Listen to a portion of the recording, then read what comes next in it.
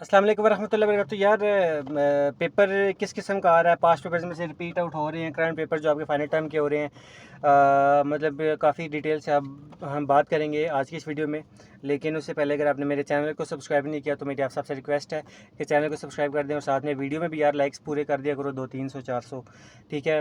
और बहुत सारे स्टूडेंट्स आते हैं, मेरी वीडियो देखते हैं, चैनल को देखते हैं, लेकिन सब्सक्राइब नहीं करते। सब्सक्राइब कर दिया करो। चलें बात करते हैं कि फ़ाइनल टर्म के एग्ज़ाम्स कैसे आ रहे हैं। मतलब ओवरऑल जो देखा गया है ना अभी तक, जो मैंने अपने फ़ाइनल टर्म के पे एग्ज़ाम्स दिए हैं और जो ग्रुप्स में देखा जा रहा है कि देखिए ओवरऑल जो पेपर है वो पास्ट पेपर्स में से जो है वो बहुत कम रिपीट हो रहा है। मतलब जितने भी सब्जेक्ट्स हैं ना, मैंने अभी तक जितना भी देखा है वो बहुत कम रिपीट हुआ है। मतलब पास्ट पेपर्स में से बहुत कम मटेरियल इस दफ़ा आपका आ रहा है। उसकी रीज़न एक तो ये है ना कि पास्ट पेपर्स जो है ना वो अगर आपकी जो अवेलेबल है वो 24 सब्जेक्ट से लेकर तो 45 सब्जेक्ट तक, मतलब लेक्चर तक है। 24 लेक्चर से 45 लेक्चर तक।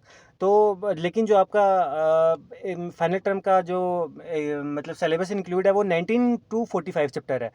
तो ये जो 19 से आगे वाले जो चैप्टर्स हैं ना, इनके पास्ट पेपर्स में फाइनल टर्म की जो फाइल्स आपको मिल रही हैं उसमें ये 19 टू 24 चैप्टर के दरमियान वाले एमसीक्यूज़ नहीं हैं। तो ये बात आपने अपने जहन में नोटेड रखनी है कि आपकी चॉइस एक किस्म की ख़त्म हो जाती है। लेट्स सपोज अगर जो ये 7 चैप्टर आपके इंक्लूडेड नहीं है फाइनल टर्म की फाइल्स में, जो आप पास्ट पेपर्स में से कर रहे हैं, अगर आप हैंडआउट्स रीड आउट कर रहे हैं फिर तो वेल एंड गुड, फिर तो आपको टेंशन लेने की ज़रूरत नहीं है। इफ़ अगर नहीं कर रहे तो फिर आपको टेंशन लेने की ज़रूरत है, क्योंकि इन 7 चैप्टर्स में से अगर आपके 7-8 एमसीक्यूज़ आ जाते हैं तो आपको वो नहीं आते होंगे, ये 7-8 नंबर आपके गए, ठीक है।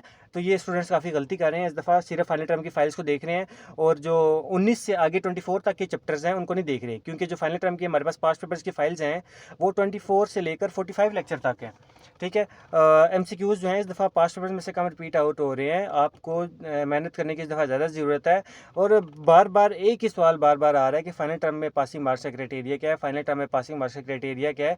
एक बार बता दिया है कि फाइनल टर्म मुश्किल नहीं है, मतलब कि 60% वेटेज है इसका, जो ओवरऑल आपका जो सब्जेक्ट की परसेंटेज बनेगी। 60% वेटेज होने का मतलब ये नहीं है कि 60% वाला पास है। इस चीज़ को अंडरस्टैंड करें आप। मैं ये हज़ार दफ़ा वीडियो में बता चुका हूँ कि 60% वेटेज होने का मतलब है कि आपके ज़्यादा मार्क्स आपके इंक्लूड हैं फाइनल टर्म के, आपके ओवरऑल जो आपका रिज़ल्ट बनेगा, ठीक है। 60% मार्क्स, ये 60, इसको आप ऐसे ले लेना, लाइक इसको आप ऐसे ले लें कि अगर आपका एक नंबर आता है ना तो आपका वो फाइनल टर्म के रिजल्ट में 1.3 नंबर्स या 1.4 नंबर्स आपके फाइनल टर्म में ऐड होंगे। इन सिंपल वर्ड्स इसको इस तरह ले लें। 60% का मतलब है कि वेटेज ज़्यादा है, मतलब एक नंबर अगर आपने गेन किया है तो वो इक्वल टू होगा 60% के लिहाज से 1.3 नंबर के या 1.2 नंबर के, इस तरह फिर आपका एग्रीगेट बनेगा। इसका मतलब ये होता है। और जो पासिंग मार्क्स हैं वो आपके 50% मार्क्स है, 50% मार्क्स आपने लेने हैं। मिनिमम आपको पास होने के लिए जो है 20% फाइनल में चाहिए और 20% मिड में चाहिए। इतना आसान सा criteria, I don't know why you can't guys understand, ठीक है। और दूसरा बात करते हैं सब्जेक्टिव और लॉन्ग क्वेश्चंस की।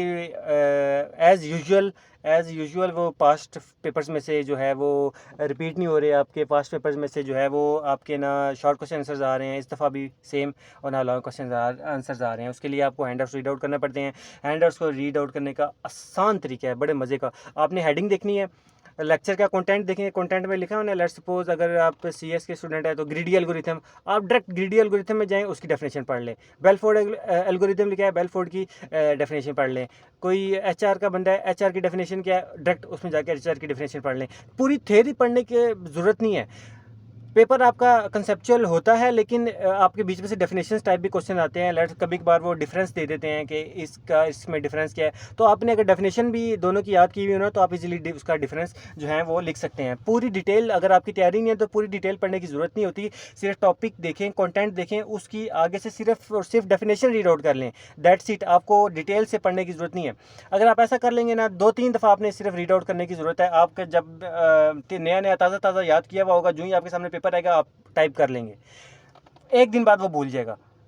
शर्त ये है कि आपने पेपर को स्टार्ट करने से पहले आधा घंटा पहले, 1 घंटा पहले अपने तमाम जो आपने याद किया हुआ होगा ताज़ा ताज़ा शॉर्ट क्वेश्चन आंसर्स या लॉन्ग क्वेश्चन आंसर्स या डेफिनेशंस आपने या थोड़ी बहुत थ्योरी आपने याद की हुई होगी, तो वो आपको इजीली रिमाइंड हो जाएगा, रिकॉल हो जाएगा, आप उसको लिख सकते हैं इजीली।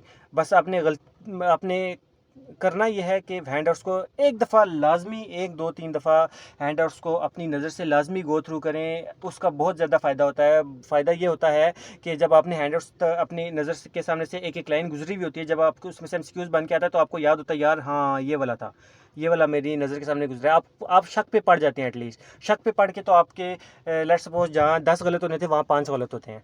ठीक है, शक के बिना पर आप ठीक भी लगा देते हैं क्योंकि आपको पता होता है कि ये मैंने ये एमसीक्यूज़ पढ़ा था। ठीक है, तो एमसीक्यूज़ के लिए पास्ट पेपर्स आप रीड आउट करें, लेकिन ज़्यादातर रिलाई अगर जिसके सैम्पल पेपर्स हैं वो सैम्पल पेपर्स करें, और ज़्यादातर रिलाई हैंडआउट्स में करें। इस दफ़ा पास्ट पेपर्स में से बहुत कम मटेरियल जो है वो रिवाइज़ हो रहा है आपके फाइनल टर्म में। उम्मीद करता हूँ कि आपको ये वीडियो अच्छी लगी होगी। अच्छी लगी है तो चैनल को सब्सक्राइब करो, वीडियो को लाइक करो, शेयर करो। अल्लाह हाफ़िज़, अपना ख्याल रखिएगा। Thank you.